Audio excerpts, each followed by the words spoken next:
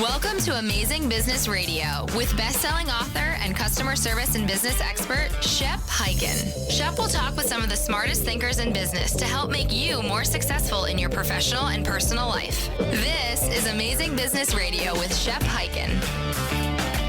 Hello, everybody. It's Shep Hyken here. We're back with another episode of Amazing Business Radio. I am excited about our guest today. It's Jim Payne, who is the Director of Product Marketing and Customer Engagement at RingCentral. If you've heard me talk about RingCentral over the past year or so, it's because they sponsored my research, and I'm so appreciative of that fact.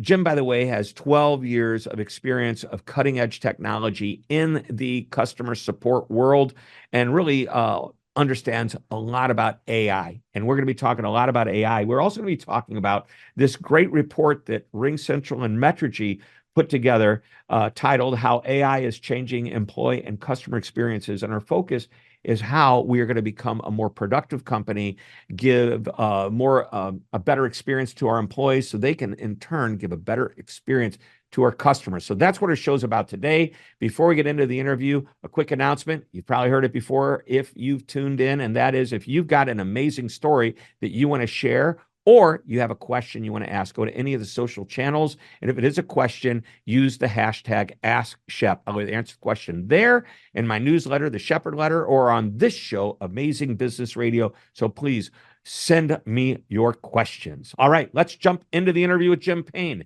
Jim, welcome to the show. Thanks, Shep. Glad to be here. So I am holding in my hand this special report that Metrigy and RingCentral combined their forces to create. It's called How AI is Changing Employee and Customer Experiences. And the first page that had findings on it, it's actually on page 3. You've got the first page, the cover page, then you've got the table of contents. And the first page, I'm going, okay, I need to read more. And here's why.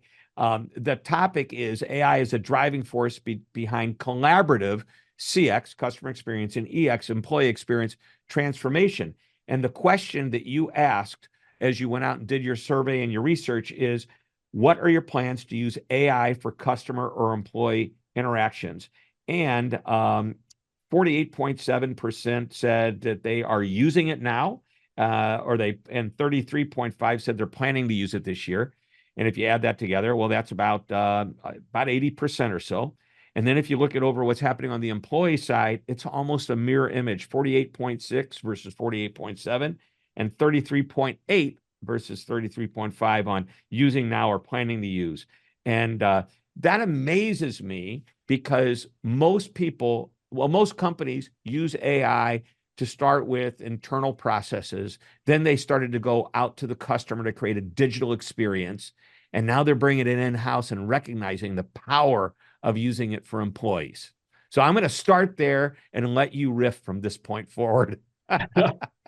Yeah, absolutely. And these numbers we found really compelling just to see the breadth that different companies who are thinking more innovatively are starting to use artificial intelligence, right? And I mean, it goes from cradle to grave. There are a million different ways you can do it. Even for myself, not working in a contact center or anything like that, I'm using artificial intelligence in a lot of ways just to make my life a little bit easier. And we see customers doing that just to actually use AI to interact with their customers on the front line. And then, okay, once it gets escalated to an agent, that kind of thing, now we can use AI there. And then even after the interaction is over, you can use AI still, right? Just to get good analytics, and the whole thing kind of becomes this cycle. So it's exciting to me to see a lot of folks adopting this kind of technology, but also I want to see that number go even higher. And I want to see, not just point solutions and putting AI in like, okay, we're going to use it to plug this little gap here, or we're going to do it to just do one little thing here.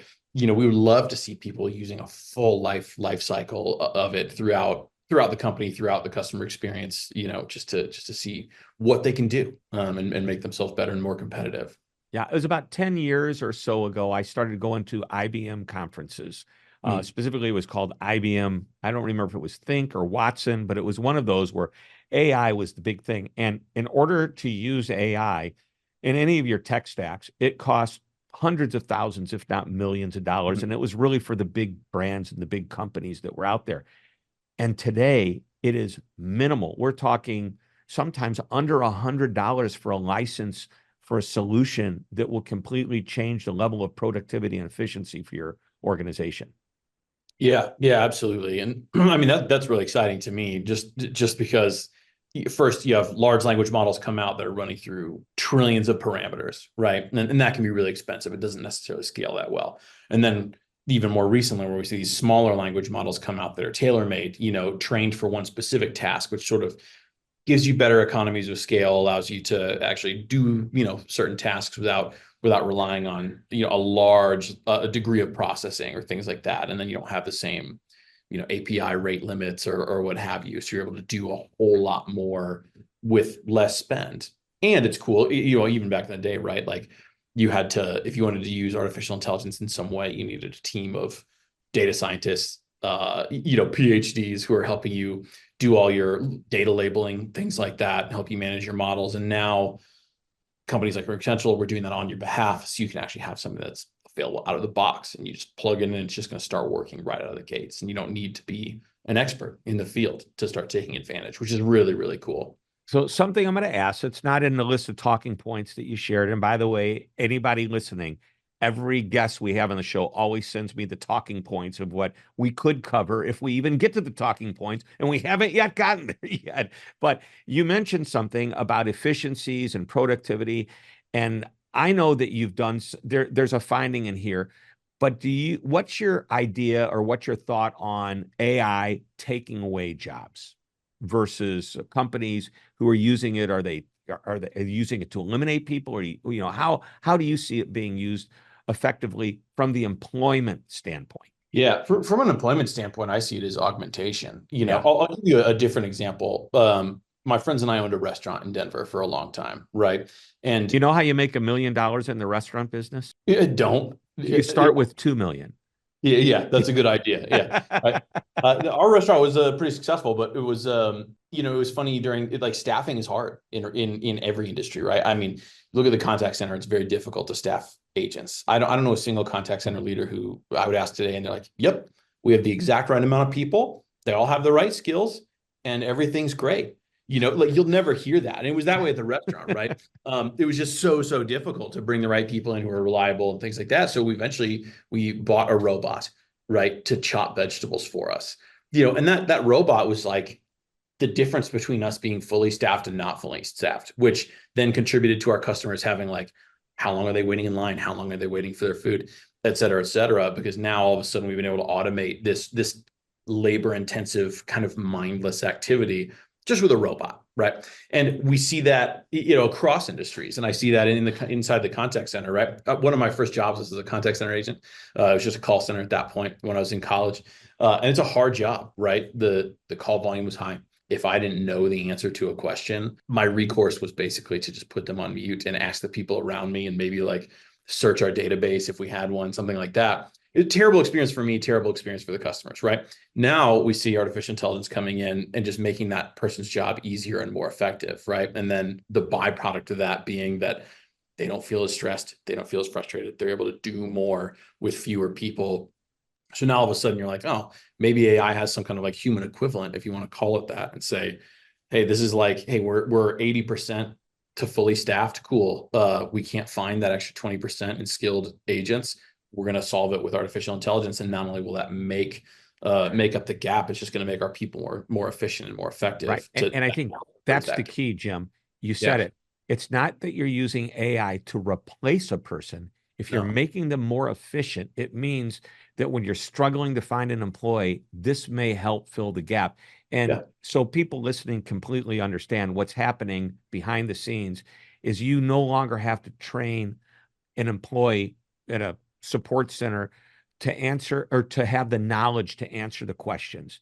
It used to be you could train them to go to the right pages and go to the right screens to learn it, but then they'd have to interpret it and read what it is and still be trained well enough to do that.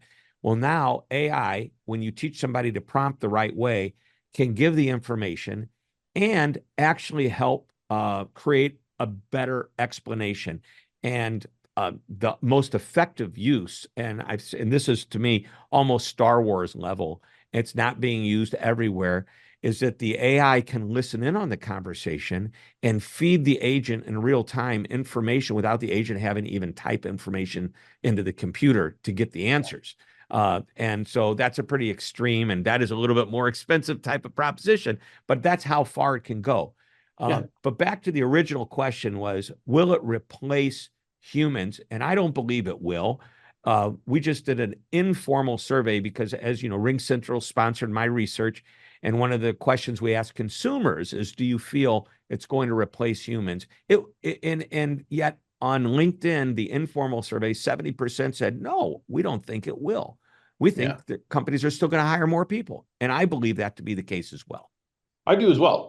And I think innovation pushes things forward, right? We think about, like, look at the chainsaw. You know, Shep, if I need you to clear 100 acres of overgrowth or something like that, you know, to mitigate forest fires, and I gave you an axe, how long would it take you? Right? It'd take you a long time. But now all of a sudden I hand you a chainsaw, you just got a whole lot faster, right? So that's the kind of thing that we see. It supercharges people. It just makes everything better, makes it faster, makes it easier. That's what I see. I don't see it replacing anything, because you need It just actually allows you to serve clients better. In the case of the chainsaw, we can now serve more clients cutting their trees.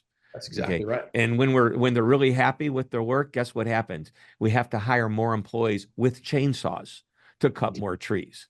It's the same thing in the support center or anywhere else. Hey, let's take a quick break. When we come back, we'll talk about more. Obviously, the key to a good customer experience is investing in the employee experience. We've been talking about AI supporting the employee, but there's so much more that we're going to talk about. We are talking with Jim Payne, the Director of Product Marketing, Customer Engagement at RingCentral. This is Amazing Business Radio. We will be right back. One of my favorite sayings is that customer service isn't a department, it's a philosophy. And it's a philosophy that must be embraced by everyone in the organization all the time, and that's 24/7. So if customer service is important to you, and I know it is, then you will love our virtual training, the ultimate on-demand customer service and experience training program that you can access anytime, anywhere.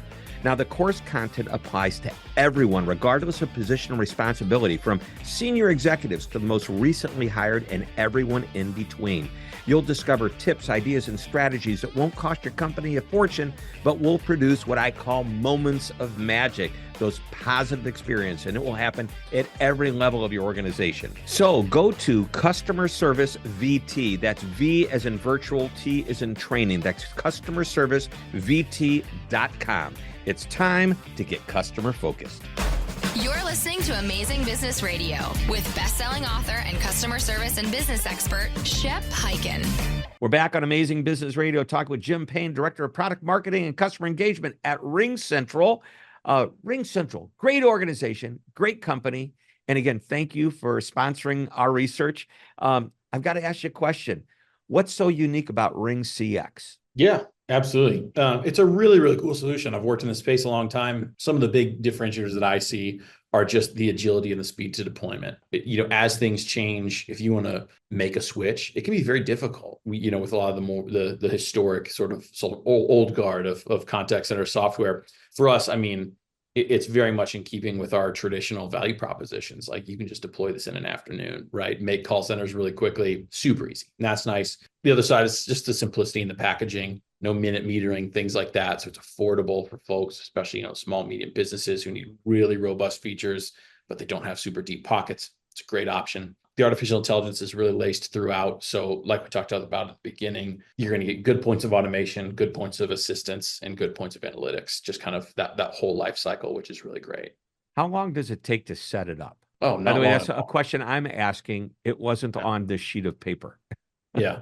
It depends, right? It depends on the complexity, but traditionally you need certified technicians, people who are trained in something. You could teach an intern to administer this and deploy it in a day. Yeah, it's pretty quick. It's very quick. I work in marketing. Even just the visual IVR editor is so simple, where it's like, hey, just go ahead and design an IVR for us. I'd say, yeah, fine. I can. For those that don't know, we've been using some acronyms today, but an IVR. Go ahead. This is what some people hate, by the way, IVRs. Yeah, exactly. If you've ever found yourself frustrated navigating an automated system over the phone, press 1 for this person, press 2 for that. Half of the time that can be because managing those is very, very difficult. The configuration is difficult. They can create loops. So that's one of the things that we help provide to facilitate. And that's what an IVR is. If you ever hear somebody screaming, agent, representative, they're probably stuck in the loop of an IVR.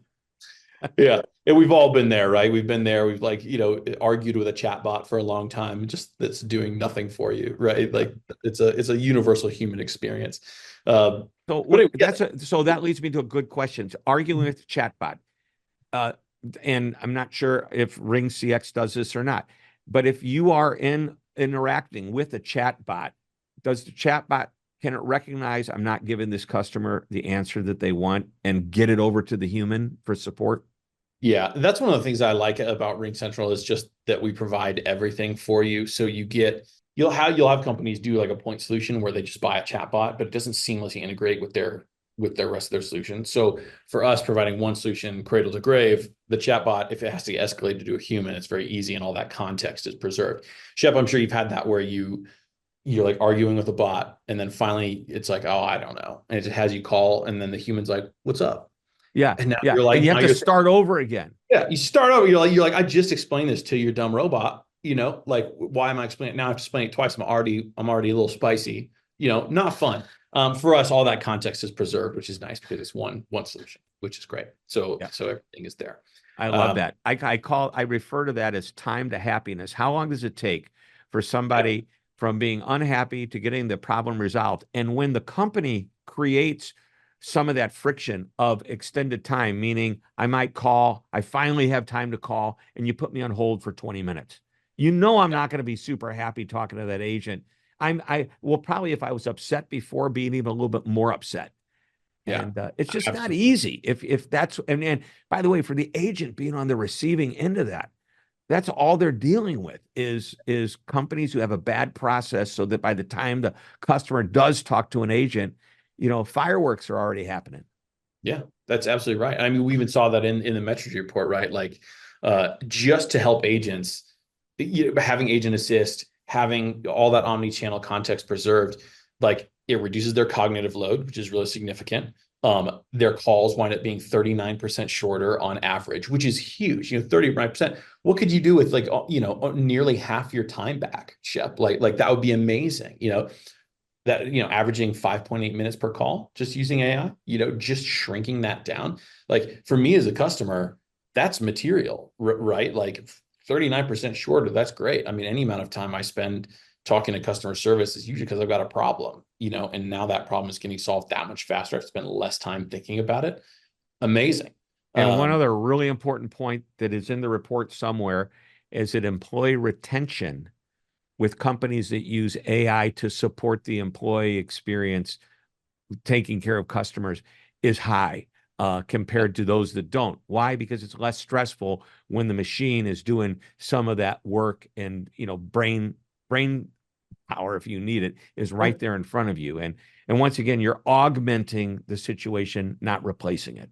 That's right. Just augmenting, making it faster, making it more effective, making the agent's life easier, giving them the information they need right when they need it. And it's amazing what that does to the customer too. I mean, even for myself as an example, I had a fly rod break over the weekend, right? And all I had to do was just talk to the bot for the company that made it. And I haven't always had this experience. It was a really great experience where I just talked to a bot. It just asked me a couple of questions. I uploaded some photos, and 12 hours later, they shipped me a replacement section for the one that broke. And I mean, it was just so nice and so easy. And now all of a sudden I'm telling everybody, I'm like, oh, if y'all need a rod, this was amazing. I've had bad warranty claim experiences, and then I had a really great one. And now I'm an ardent supporter. I'm like a loudmouth for them. Just be like, oh, if you need a new fly rod, talk to Douglas Fly Rods. They're the best, right? So great. It's like those funny things because it makes not even talk to them, just chat bot with them. Didn't even have to talk to them. Didn't have to do anything. And my problem was solved like that. It was awesome. Yeah. And that's a fantastic experience. And looking at the research that we did with RingCentral, 70% of consumers in America today would rather go to the phone before they try and finish with a self-service solution. They don't realize they got the phone number on a website, which was the beginning of a self-service solution. They just chose to derail into the phone.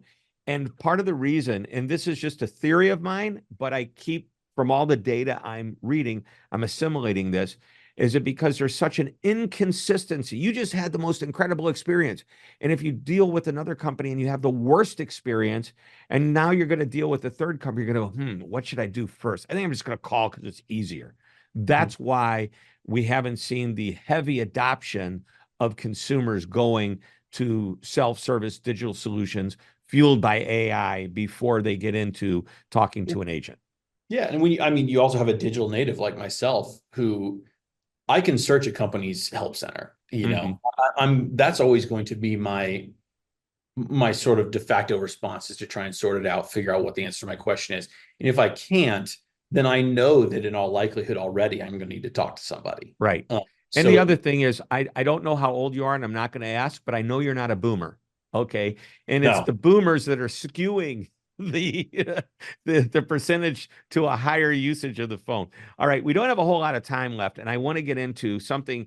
You've talked a little bit about this agent efficiency and productivity, and I'm going to use the word as you do, how AI supercharges agents, and there's a benefit from AI-powered CX. So let's group that together, and let's talk about maybe a couple of examples of how that is working. What does that look like in action? Yeah. So one thing right out of the gates is like I talked about before, just agent assist, right? So you connect the actual system to your internal database, to your knowledge base. Now, if I'm talking to you, Shep, you're calling about, returning something. I don't know exactly what the process is. The artificial intelligence listening, it'll actually pop up and say, hey, Jim, this is what you need to say to Shep. These are the processes. These are the forms. This is what he needs to do. Perfect. Right. Now I have that information right at my fingertips. I don't have to escalate to another tier of support, something like that. So that's thing one. Thing two, all the analysis, QA surveys. When I was an agent, we had mandatory QA days where your supervisor just sit behind you and was like, listen to your code. Terrible experience, right? And also you don't get a good sample set. It's just not very effective. So now we can actually do that, to do all the analytics automatically. So your supervisors get real-time alerts where they can help you if you actually need help. You don't have to flag them down or anything like that. They're going to be able to be more proactive to save me. If I'm really in the soup with Shep's yelling at me, he's really upset. Now my supervisor is going to know that right away without having to walk the floor or something like that. Oh, Jim's in trouble. I need to go help him out. And then after the fact, getting scorecards, is Jim doing a good job? Is he saying the right things? Is he doing what we need him to do? If yes, great. Give him a bonus. If not, okay, let's dig into the analytics, and it'll actually automatically say, hey, here are the areas you need to help Jim with to make him a little bit better. So now I get better coaching that's more fair. It's not biased, anything like that. It's more of a cut and dry analysis of how I'm treating customers. Yep. And this is the way this type of solution needs to work, something that's all-encompassing. While there's a lot of opportunity to use this solution, it integrates with what you already have. And this is what makes it easy. The goal in my mind, and I've said this for many years, has been for an agent to be able to work within a program without having to have multiple screens up of different programs to get different information. And part of what this solution does is it brings it all together under, for lack of a better term, one roof or one screen. That one screen is important too. I mean, a lot, if you ever visit I'm sure you have, like if you ever have a chance to visit like a BPO or something like that. Oh yeah. Overseas. Unbelievable. Those people are unbelievable, moving around so fast and switching screens. And half the time they don't have a big multi-monitor setup. They're sitting very close. Oftentimes it is a smaller standard aspect ratio monitor that they're working with. So having all that information just right there is really critical, just to make their lives easier, right there in the CRM, right there in the system of record, fully integrated. Just, hey, everything's popping up. It's like, all right, so you just spoon-fed the right stuff. Yep. All right. Well, we're out of time. And my favorite question that I end with is what I refer to as the one thing question. So is there some nugget of wisdom or a finding within the report? And by the way, again, the report, if you want to check it out, it's how AI is changing employee and customer experiences. It is a joint effort between RingCentral and Metrigy. You can just Google it, find it, or click on the link below in the description of this podcast. It will be there as well. But what would be that one last nugget of wisdom you want to share with us? Yeah, take a holistic approach to artificial intelligence. Especially when it comes to the customer journey, if you're just putting in point solutions, it can sometimes create more confusion than it is actually helpful. Invest in something that's going to be more comprehensive, where you get all that goodness all the way through cradle to grave. Great show, great interview, great insights.